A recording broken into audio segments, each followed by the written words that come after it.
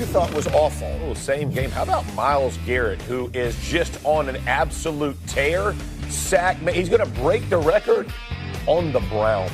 I mean, this is just awful. I mean, it hurts my heart to realize his games are going to be Sunday at noon, right? Like, it's going to be like there are going to be 8 people watching, and God love him. The guy is going to he is playing at a rate like no one else that I've seen. Hold on, Nick. Hold on. You said 8 people watching. I was calling it. That's right. So yeah, that was 3 of you. My mom, my brother, my wife. Your brother didn't watch because he was mad about the fantasy league. He didn't watch it. Myles Garrett. They didn't start watching until Shador came in the game. That's when we all started watching. I want to get back to Myles Garrett. Yeah, go say that. I believe that Myles Garrett, if he were on a competitive team, we'd be having conversations about him being one of the best, if not the best, defensive player of all time. Ooh. That's the type of conversation we would have. Yeah. But he needs playoff moments. Yeah. Right. That man ain't. If he had 1 or 2 good runs in the playoffs, we would be talking about him the way we talk about Aaron Donald and Lawrence Taylor. Like this is one of the best we've ever seen. Clearly. How do you sack Lamar Jackson 4 times in one It was game? 3 in the first half. Lamar Jackson. Yeah. Nobody sacks that guy. He had 5 against the Patriots, and that was with them chipping, double teaming, doing everything they possibly could. Poor Will Campbell. It makes the point. He had a rough day. He had 5 sacks against the Patriots. The Browns lost. He had 4 sacks against the Ravens. The Browns lost. Yeah. You lose. How do you lose a game where one guy has 5 sacks? What they do. It's awful. It's just horrible. So it is. It's well put. It was an awful thing to watch. And he really would be. He'd be in the conversation. And here's the first. If someone were to say Josh Allen is on his way to repeating as MVP this season, would that be an overreaction? It would, and I understand why someone would overreact to the game he had Sunday when he helped J-Mac win his fantasy league against his brother. But, just too inconsistent this year, and it just doesn't feel like the MVP award is always like sort of forefront of that. He could get there, but right now I think it would go to Drake May or Matthew Stafford or Taylor. It's an interesting race this year. It'll probably be decided the rest of the way. Yeah, I think so. Sometimes it's easy to forget how early we still are in all of this. Speaking of the different era, would that be an overreaction? It would be an overreaction. They look great. It would be an overreaction to a 2-point victory in which the other team turned it over 4 times. But look, that Rams team that won the Super Bowl 4 years ago had, Cooper Kupp having one of the greatest seasons we've ever seen by a receiver or really any player. They added Von Miller and Odell Beckham Jr. Around the trade deadline. I need to see more from this Rams team, but that looks outstanding. Fair enough. To put them there. But Jeff, turn them over, but their defense is playing good. Those teams, they got the most balance right now of those squads. All right, on the Colts. And then let's do one more. Let's do Kansas City. If someone were to say, hey, Graziano, the Chiefs are going to miss the playoffs, is that an overreaction? Look like a team that, frankly belongs in the playoff. They're just not playing that well. They hung with Denver, which I guess it is impressive. Denver's got the best record in the league, but they used to win these games, and they're not winning them. Right. The Chiefs are not about hanging with anyone. Exactly. The Chiefs are about winning. And at the end of the day, look, if you're going to lose faith, this is the time to lose faith. Their last 2 games, statement game, Buffalo, lose that one. Yeah.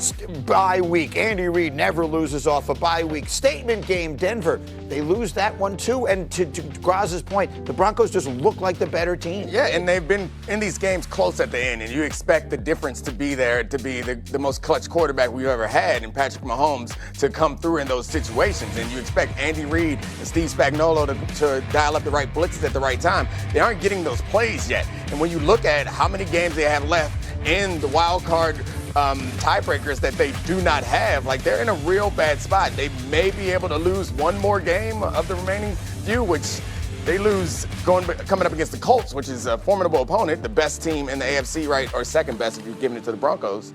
It's a tough spot. It's important for people to understand what we're saying. We are not putting anything past the Patrick Mahomes, Andy Reid, Kansas City Chiefs, capable of anything. However, they are not winning these clutch games that they always win. And that is alarming because the magic has to come back. It's not just that, though. The math is starting to work against them. They've lost all the teams that they would need to win tiebreakers against. I'm going to say this. If they lose to the Colts this weekend, they're basically done. They're this close to done. You could put anything you want, not past them. Can Patrick Mahomes? They cannot elevate a team from outside the playoffs when they mathematically have no chance to get back in. There's too many teams that are too far ahead of them. They're still favored to win all these games. That's what's crazy to me is they're favored. 6. I mean, I don't get it. Like of the 4, go to this. Himbo and I talked about this morning.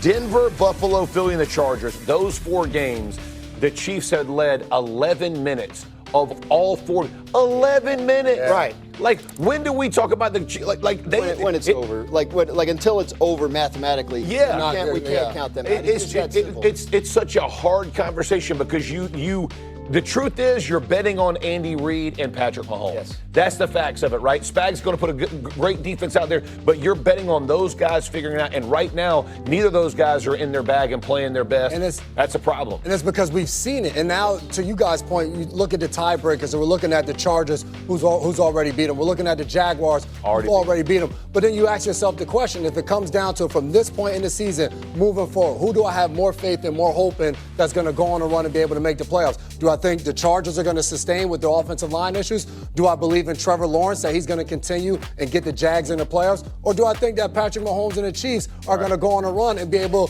to withstand and pass those teams? Those just 2 teams to be able to make the – yes, they have to pass it. But that's why we still believe it, because we believe in those teams more. That game they gave away against Jacksonville on that Monday night could wind up keeping them out of the playoffs. Yeah, and we look at – I mean, I think to your point, it's a good one that you're making, J-Mac, is like the ESPN analytics still suggest, and we talk about analytics like it's a nerd computer somewhere, but that computer got feelings. If it's saying that Patrick Mahomes and the Chiefs are still the favorite, it is not going off of only statistical analysis. Even the computer's scared of Patrick. I do think they should be playing better than they are, especially on offense. Like, they felt like this year's offense was going to be a real one as opposed to the one that kind of limped through the last couple. But the last thing that I think is important is, like, the rest of the teams in the AFC really want the Colts to win this week. Because as much as we talk about, as much as we point out all the flaws that the Chiefs have, and all these teams, they saw them get blown out in the Super Bowl. They're not scared of them anymore. Don't nobody want to see them in January. Don't give them a chance to activate. Just don't. You want them out of the playoffs. Get them when they're struggling. Get them when they're struggling. It feels like a must-win for Kansas City before Thanksgiving. Who would have thought we'd be having that conversation? The next one involves Dak and the Cowboys making a late